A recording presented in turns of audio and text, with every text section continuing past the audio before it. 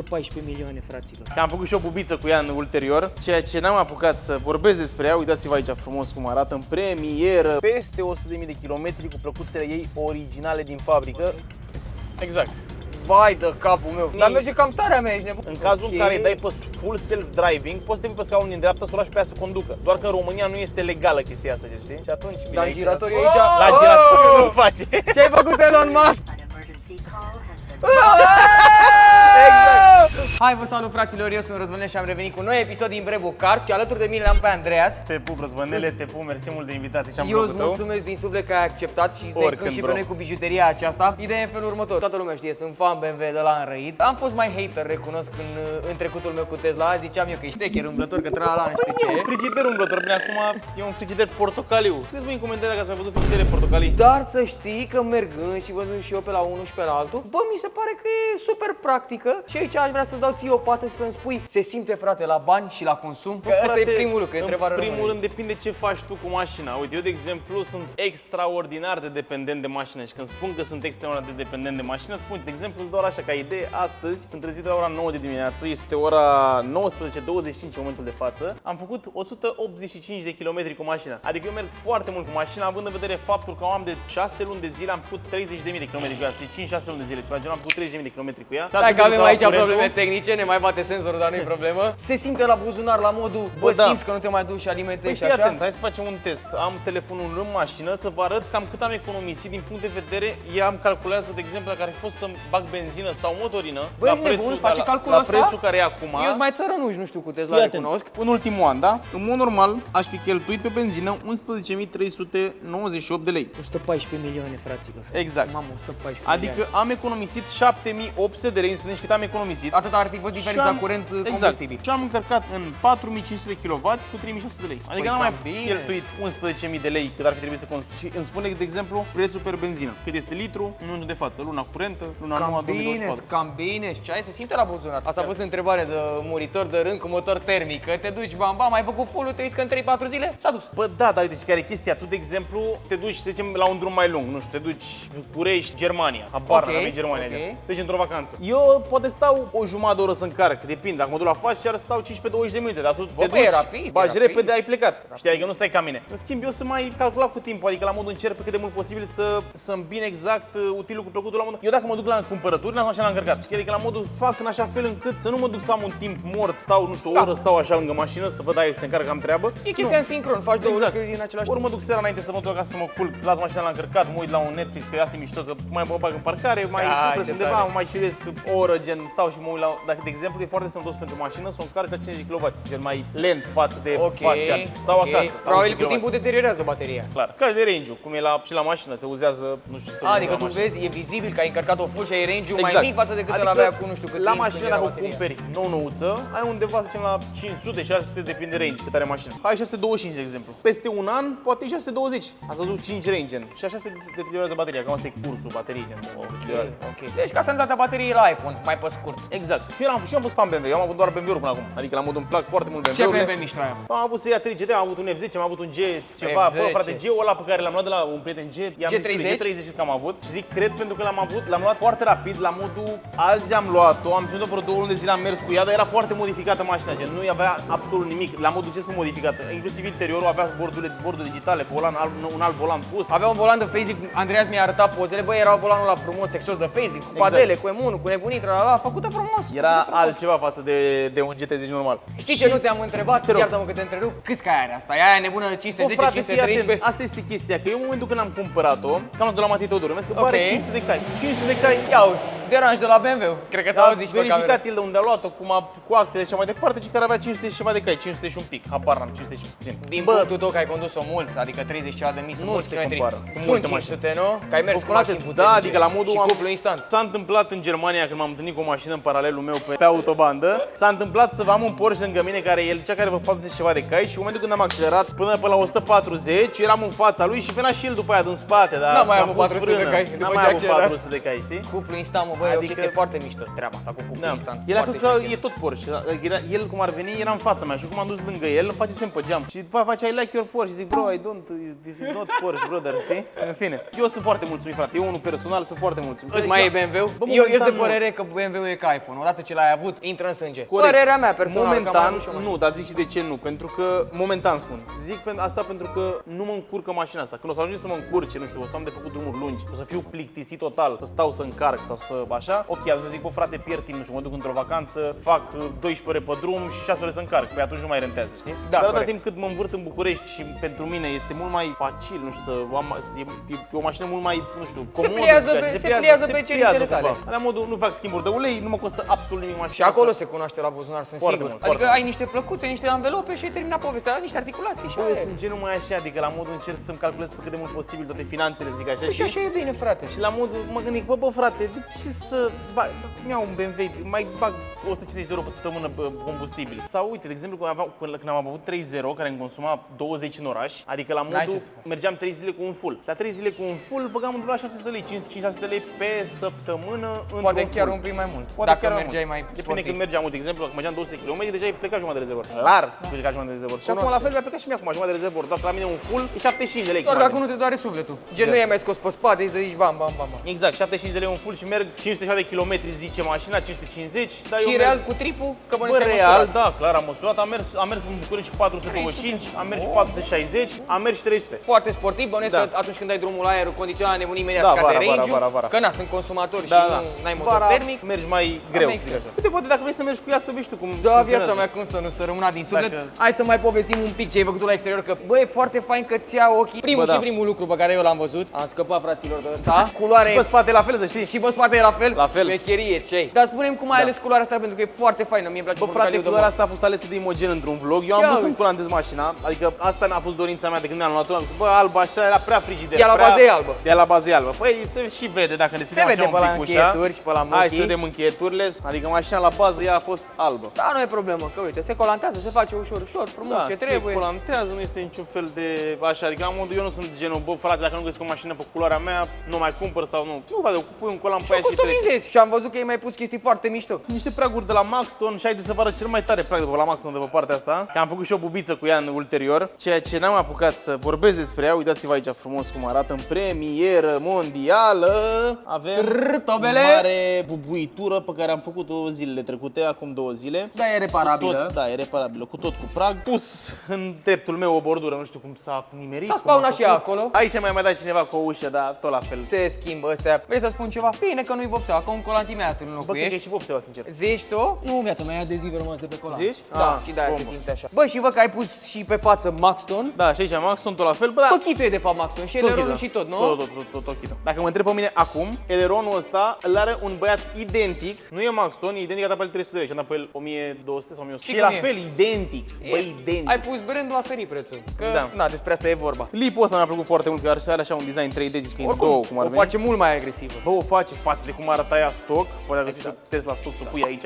Am scos logo-urile. Da, frate, și mie mi se pare mult mai clean fără. Da, bine, l-am scos din mai multe motive, la modul că mi se pare că le-am pe ușă. Înseamnă că pe spate aveai dual motor scris. Da, frumos, dacă scria ai dual CTC motor. cai. Vrei să dăm o tură? Te las Să pe ne tine să râpă și conduci nouă dacă vrei. căpățâna, să rămână din Te las pe suflet. tine să conduci. Hai să dacă vedem, știe să fraților. meargă și pe altceva în afară de pe Bă, nu știu, încercăm acum, vedem. Bă, și nu putea să-mi scape mie o mașină fără să dau cu negru. S-a Am făcut dat- și negru S-a în făcut interior. și negru, am dat și cu negru pe anvelopă, nu putea să-mi scape mie situația. Frumos ce trebuie, Băi, am bam, zis, bă, bam. Răzvan mai devreme, bă, Răzvane, dacă merge așa bine să colorești și mie un pic lipul, că i-am dat aici puțin pe dreapta, i-am făcut o răzvirietură. Ce să Și dacă dă cu negru de cauciuc, nu dă și cu negru negru de lip. cauciuc. Nu mă, viața mea, lipul ducem frumos la vopsit pentru că am vorbit deja, am fost cu Andreea zilele trecute să ne rezolvăm ok. beleaua aia și facem treaba bună cum trebuie. Deci nu mai dăm cu negru de lip, Nu, dăm mă. direct cu negru de vopsea. Mamă, ce frumos miroase viața Crăciun așa. Da, vanilie, ceva Crăciun, nu știu. Gata, fraților, am pus centurica frumos. Îi mulțumim din spre lui Andreas. L-am trimis pe Ce locul frumos, VIP-ului, frățioră, chiar dacă bă. nu e în spate dreapta, Chiar că s-a fi dacă nu e văzut mai aiurea. bach aici în spate, dar... Deci mașina este pusă pe modul relax, Răzvănel. După ce ești din parcare, te învăț eu cum să-i dai acolo, să-i dai pe toată puterea mașinii. Ok, ca să trezim toți căluții, Să 510. trezim toți hiponei de mașină, hai să vedem. Mamă, ce cum faci evacuarea asta, îmi place rău de cum se aude. Bă, asta e singurul dezavantaj la o mașină electrică, că nu auzi motorul, nu auzi nimic, nu poți să faci cu ea, nu poți să faci nimic. S-a întunecat și cred că din background-ul ăsta frumos vă dați seama unde suntem. Bă, ne-a depășit dusterul, frate, ce se întâmplă? Bă, fii atent că zic ce se întâmplă. E vorba că n-ai apăsat după mașinuța de acolo de jos de pe display. Mașinuța Ai un jos de pe buton display. Stânga, stânga Bam. jos, dai pe dinamică. Dinamică, A doua, nici bun, nu și văzusem. dai pe standard. Standard. Bun, și acum o să simți o diferență și la pedală.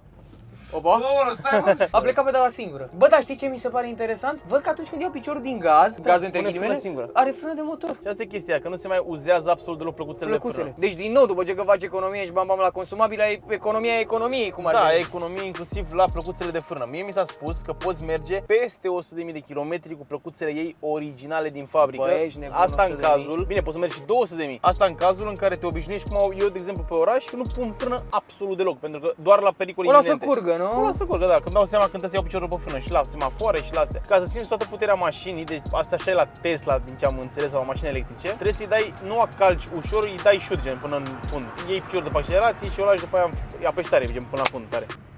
Exact. Vai de capul meu. Bă, m-a băgat în scaun, ești nebun. Mamă, și îmi place și camera asta, uite, ți arată gen Da, unghiul mort al tot ce ai în mașinii. jur, unghiul Dacă mort. vrei să ai semnalul pus, când ai semnalul pus, ok. îți arată unghiul mort. Și cred că merge ceva cu semnalul pus, dar nu cade după ce virezi, ca la orice mașină. După ce schimbi banda, gen, dacă, de Ah, exemplu, ok. sau virezi la într-un anumit punct, nu știu dacă are cum e faza. Și bănuiesc că ai și chestii de genul like lane assist, că astea se Bă, conduce are naiba tot. singur. Păi da, dacă dai de Adică- două ori de butonul de aia drive, dacă dai de două ori în jos, o să conducă singură. Acum aia se Băi, conduce ești singură. nebun? A apărut curcubeul pe ecran. Exact. Dar merge cam tare a mea, ești nebun, cam accelerează. Păi da, știi care îți mergi la limita legală de aici. Ok.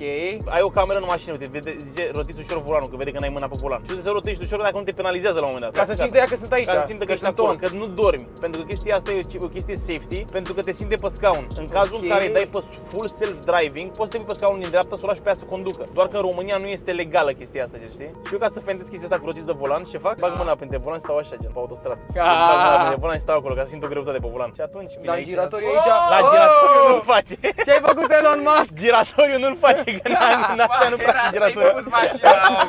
Mi strica omului mașina, frate, ce făceam? Am uitat să zic că giratorii nu le ia, că nu le vede. Eu Eu eram zic cu- de ce nu le vede. Eu eram cu încredere mare acolo, Da, deja nu. o lăsam pe aia, așteptam să mai vină cineva să-mi facă un masaj. Nu e vina lui Elon, cât e vina de la noi din țară, când în sensul giratorii nu erau tușe pe jos, gen, nu erau tușate drumurile. Și el, cât timp e ok. drum tușat, el îți vede. Da, Când nu mai e logic, drum nu mai tușat, linia. nu-ți mai vede, gen. Asta e, din păcate, problema de la noi din țară. Bă, da, apropo de el, voi știți că el a cumpărat brandul ăsta, îi făceau panouri fotovoltaice, solare, ceva, în fine. Și el a cumpărat brandul ăsta, nu știu, de la doi tipi au fondat Tesla, el a cumpărat. Nu știu chestia asta, dar în același timp știu că există oameni, de exemplu, ca Waze. Waze e făcut de niște băieți, WhatsApp-ul la fel, îl cumpără miliardarii, milionarii. Și îi dau boost. Exact, și dau boost, bagă bani în ea și crește aplicații. Dar e ca mașină, ți-am spus, pe mine unul mă satisface absolut toate plăcerile pe care le am. Adică e o mașină de oraș, e o mașină care am fost și în Iași, am fost și în Cluj, am fost peste tot cu ea. Bă, și știi ce O îmi place încărcare foarte ajunsă. tare? Că efectiv m-am dat jos din seria 5 ăla al meu coclit, n-am scaunele confort, bă, și sunt mult mai tari, adică astea sunt foarte soft, foarte moi și la atingere. Din ce știu, nu e piele. Nu e piele, e de aia ecologică Nu știu probabil. dacă e napa sau ce. Nu,